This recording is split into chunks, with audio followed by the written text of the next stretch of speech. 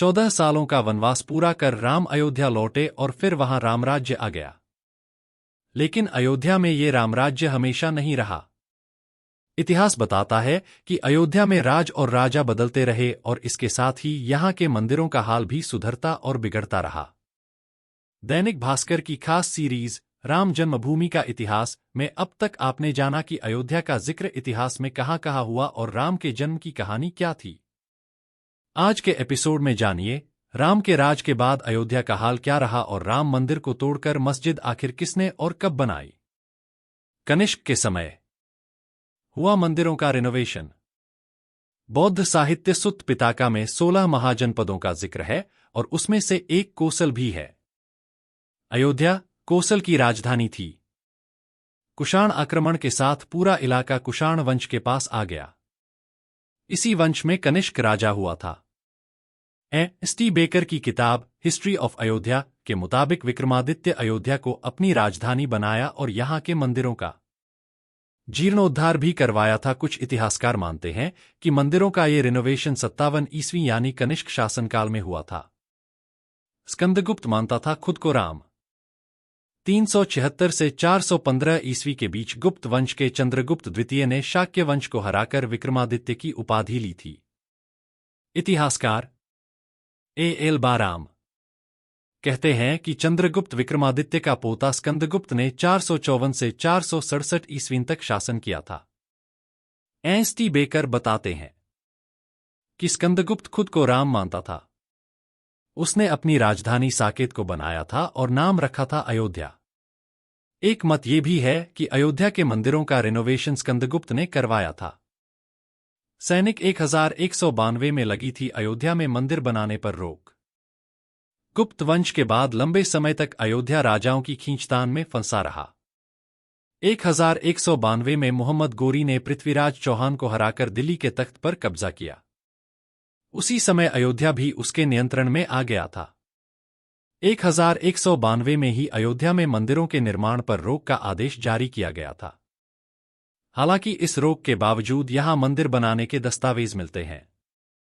इलाहाबाद जिले में गढ़वा और मेवहड़ में शिलालेख मिले हैं, जिसके अनुसार साल 1199 में ठाकुर कुंदपाल श्रीवास्तव गढ़वा में नवग्रह मंदिर बनवाया और 1245 में एक अलग ठाकुर श्रीवास्तव ने सिद्धेश्वर मंदिर बनवाया।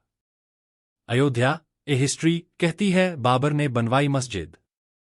1932 में छपी किताब अयोध्या ए हिस्ट्री में लेखक लाला सीताराम कहते हैं कि 1528 में जाने माने फकीर फजल कलंदर के कहने पर बाबर ने अपने सिपहसालार मीर बाकी को हुक्म दिया था कि राम जन्म स्थान मंदिर को तोड़कर मस्जिद बनाए। 17 दिनों तक हिंदुओं से लड़ने के बाद ही मीर बाकी ने बाबर के आदेश पर मंदिर की ही सामग्री से मस्जिद की दीवार पर खुदी हुई थी। बाकी मंदिर में घुस पाया लेकिन वहां से मूर्तियां अदृश्य हो चुकी थीं। मगर किसी दस्तावेज में नहीं बाबरी मस्जिद का जिक्र। कुणाल किशोर अपनी किताब अयोध्या रिविजिटेड में कहते हैं कि बाबर के अयोध्या में मस्जिद बनवाने का कोई प्रमाण नहीं मिलता है। कुणाल किशोर तर्क देते हैं बाबरनामा के मुताबिक 20 जून 1529 को बाबर ने मीर बाकी और उसकी सेना को छुट्टी दे दी थी। ऐसे में मीर बाकी के मस्जिद बनवाने का सवाल ही नहीं उठता। अयोध्या रिविजिटेड किशोर कुणाल बाबरनामा से लेकर अगले 240 साल तक के किसी भी ऐतिहासिक दस्तावेज में जन्मभूमि मंदिर को तोड़ मस्जिद बनाने का कोई जिक्र नहीं मिलता है। बुकानन रिपोर्ट से उठी बाबरी मस्जिद की बात। 1784 में फ्रांसिस बुकानन ईस्ट इंडिया में बतौर मेडिकल ऑफिसर भारत आया था। 1813 से 14 में उसने अयोध्या का भी सर्वे किया था।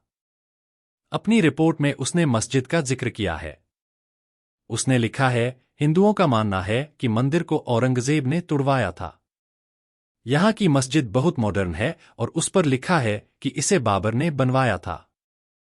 इस विरोधाभासी रिपोर्ट की वजह से मस्जिद को बाबरी मस्जिद कहा जाने लगा। मंदिर टूटने का पहला जिक्र एक यात्रा वृतांत में। मंदिर के टूटने का पहला जिक्र बुकानन की रिपोर्ट से 47 साल पहले 1767 में ऑस्ट्रिया मूल के पादरी टेफेंथेलर ने किया था। टेफेंथेलर ने भारत में 22 प्रांतों का दौरा किया और वृतांत लिखा जिसमें अयोध्या भी शामिल है। अयोध्या और फैजाबाद में 6 साल बिताने के बाद उसने जो वृतांत लिखा है उसमें मंदिर के टूटने और औरंगजेब द्वारा मस्जिद बनवाने का जिक्र है। अयोध्या में मंदिर को तोड़कर मस्जिद जरूर बनाई गई, लेकिन ये किस समय हुआ और किसके आदेश पर हुआ, इस पर इतिहास कोई एक मत कायम नहीं कर पाता है।